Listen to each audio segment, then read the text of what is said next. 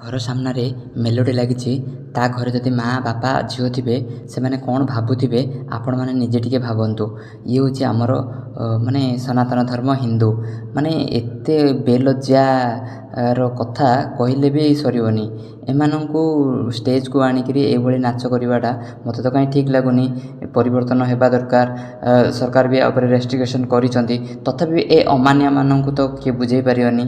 आपण निजे भावतु एटा गोटे ठीक कथा ना भूल कथा। मुझे या किसी भी कहबी ताहले बबाल हो समाज रे जो अच्छा समाजसेवी भल भल से मैंने प्रति स्वर उठेबा दरकार। कथावाचक श्री चित्रलेखा जी भी कहते जे जो पर्यंत झील मैंने ये पोशाक रू दूरे कि न रे से पर्यंत समाज रे परिवर्तन हेनी।